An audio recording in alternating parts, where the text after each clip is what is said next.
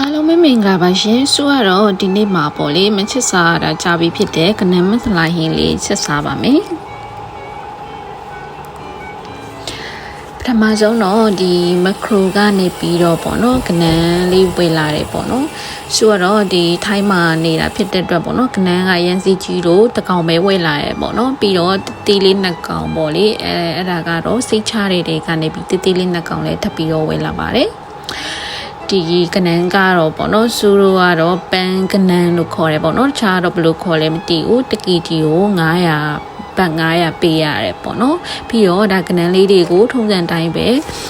စီကြောပြီးတော့တန့်စင်လိုက်မယ်ပေါ့နော်ပြီးရင်တော့စူဒီကနန်းချက်ဖို့အတွက်စပြီးတော့လုပ်ပါမယ်ပထမဆုံးကျွတ်သွန်ဖြူကျွတ်သွန်နီပေါ့နော်ဒီငရုတ်တီးတို့ကိုစီတက်လိုက်မယ်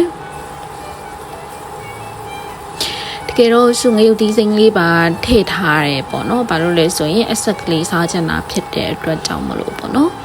တကယ်တော့စုခါတိုင်းဆိုရင်တော့ကနန်းမဆလာချက်ရင်ဒီတိုင်းချက်တဲ့အခုတစ်ခေါက်ကတော့ဒီကနန်းလေးတွေကိုပေါင်းထားလိုက်တယ်ပေါ့နော်ပေါင်းပြီးတော့မှချက်ပါတယ်ပြီးရင်တော့ခင်းကျင်တီတစ်လုံးထည့်တယ်ပေါ့နော်ခင်းကျင်တီနည်းနည်းလေးထည့်တယ်ချင်းရတာလေးရကျင်လို့ပေါ့နော်တကယ်တော့စုဒီမကြီးတီးမဲ့လေးထည့်မှာပေါ့နော်ဒါပေမဲ့ခင်းကျင်တီလေးထည့်ထားတယ်ပေါ့နော်ပြီးရင်ဒီရတာလေးတွေကိုလိုတို့ထည့်ထားတယ်စုကနန်းမဆလာဆိုတဲ့အတွက်ပေါ့နော်ဒီမဆလာလေးထည့်ထားပါတယ်ရှင်ပြီးရင်တော့အနှစ်ကလေးကိုရင်ချက်ထားလိုက်ပါမယ်ဆိုရင်တော့ဒီမပါမဖြစ်သုံးရတာတော့ရှမ်းနဲ့နံပေါ့နော်ရှမ်းနဲ့နံအမြင့်ကလေးတွေကိုလည်းပဲစူထည့်ထားပါတယ်ရှင်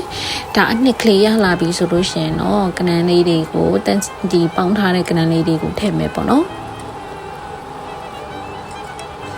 အနံလေးတွေကတော့ရန်ကုန်မွေးနေပြီပေါ့နော်ဒီမဆလာရဲ့ရှမ်းနဲ့နံရဲ့ဒီအနှစ်က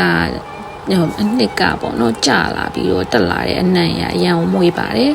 အခါကျတော့ဒီဆိုဟာဒါလေးတွေကို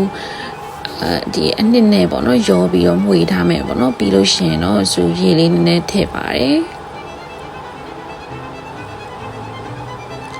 ခဏနေတော့ဒီကြက်ဥလေးဖောက်ထည့်မှာဖြစ်ပါတယ်ရှင်ကျုပ်ဖောက်မထည့်ခင်မှာဒီမကြီးတီအနှစ်လေးထည့်တယ်ပေါ့နော်ဒါကတော့ ready made အနှစ်ပူလေးကနေပြီးတော့ပဲဒါမကြီးတီပဲလေးကိုထည့်လိုက်ပါတယ်ရှင်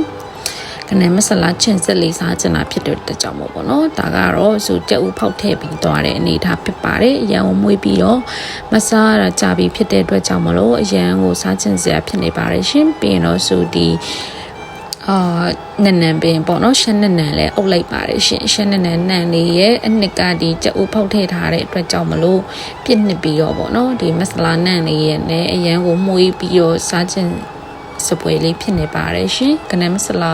ချက်လဲမစားရတာကြာပြီဖြစ်တဲ့အတွက်ကြောင့်မလို့အရန်ကိုစားကောင်းမှသိကြပါတယ်ရှင်အားလုံးလည်းလိုက်ပြီးတော့ချက်စားကြဖို့မျှော်လင့်ပါတယ်ရှင်ဆွေဗီဒီယိုကိုဆုံးဖြတ်ကြည့်ပေးတဲ့အတွက်ကျေးဇူးအများကြီးတင်ပါတယ်